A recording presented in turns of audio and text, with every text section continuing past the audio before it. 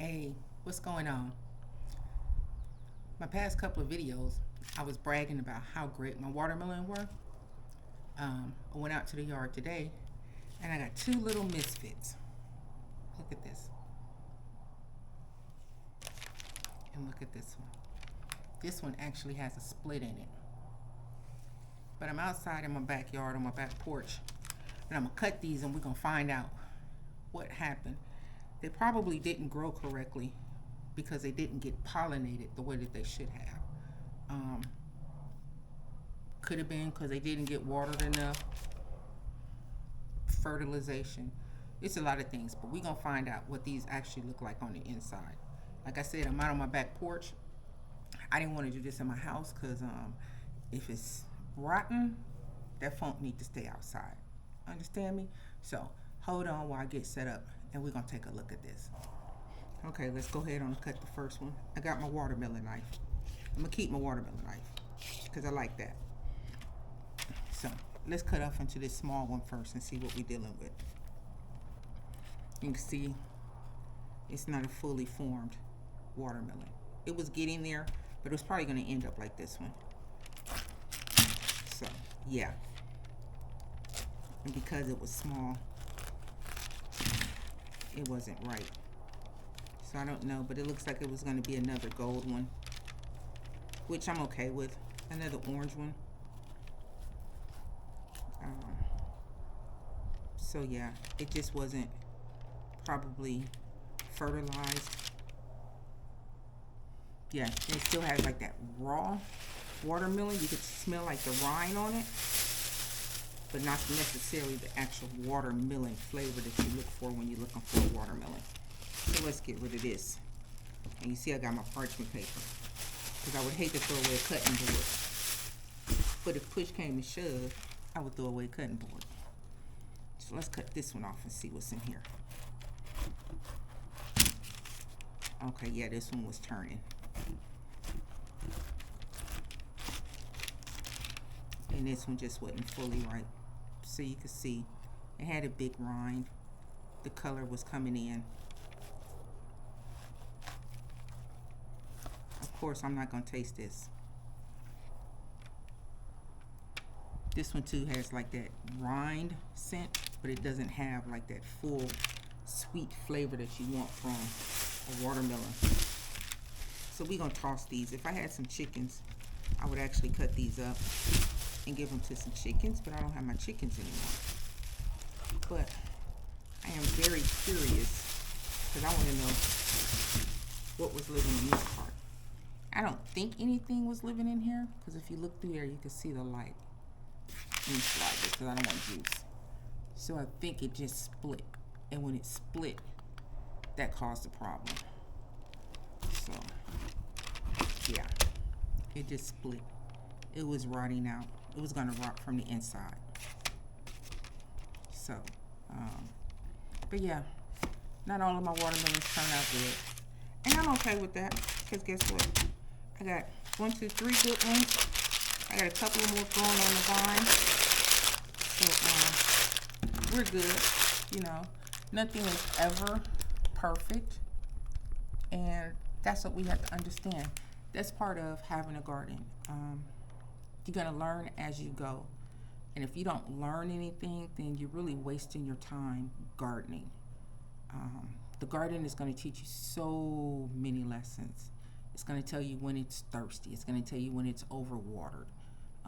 There are signs that you have to look for your leaves turning yellow. That could be overwatering, lack of watering, not enough fertilizer, too much fertilizer. It could be bugs. But you really have to be vigilant and go out and try and find out what works best in your garden. One thing we all have to remember, and I'm gardening in 8B in 8A in Central Texas. What we have to remember is that everybody's 8A is not the same. Just because it works in 8A in California or 8A in Louisiana or 8A in North Carolina doesn't mean it's going to work in 8A in Central Texas. There are different factors you have to consider. You have to consider the humidity. The humidity on the East Coast is different than the humidity that I have here in Central Texas. Because you can see I'm standing here. I'm not doing anything. I'm in shade and I'm sweating. Versus the humidity in California. 3 different types of weather, even though we're all in 8A. So you just have to learn what works best for your environment where you are. You'll see a lot of YouTubers that say, hey, plant this now, plant that now, but you really need to make sure that it works where you are. I'm getting ready to start planting for my fall garden. I haven't started yet, but I know that there are some people who have already started their seeds so that they can get their seedlings. I may try and do some within the next week or so, but I'm really not sure. We just reset my beds, which means we've got a new watering system down. We filled them up more with dirt because we hadn't put any soil in them since we put them up last year, and a lot of the soil has been depleted. So just stay with me. Like, subscribe, share, follow the channel, and just come along with me as I take my gardening journal. It's all an experience. I'm not going to get things 100% correct. I will do things that are wrong. I will. The same way that I celebrate my victories, I want to be able to show my losses, and I want to be able to show what I messed up on. So with that being said, I'm going to show you one more thing. So let me swing this around. So this is my basil.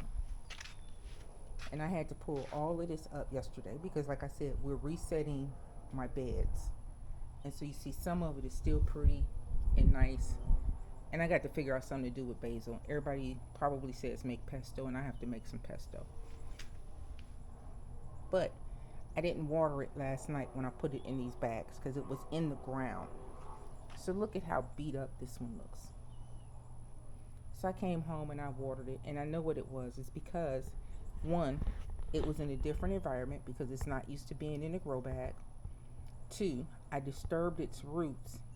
3, I didn't water it before I put it in the bags or after I put it in the bags. And 4, it was sitting in the direct sunlight. So that is the east side of my house. When the sun comes up, the sun actually shines in this area, which is one reason that I have my grow tower here, so that my grow tower can get some sun. But this is sitting in a wire cart in a black bag, absorbing all of the heat, and it hasn't been watered. So now what I have to do is monitor this for a couple of days to see if watering it will bring it back, or I just have to count it as a total loss. But again, those are things that I say that are lessons learned. You really have to learn your environment. You have to be vigilant in what you do. You know what works for your specific garden, and you know that you have a plan for your garden. When you make your plan, if it falters, it's okay. If you stick with it, it's okay. But make a plan. So, with that being said, we're going to go ahead on. We're going to sign out of this. I hope y'all have a good evening, and I'll talk to you later. Peace.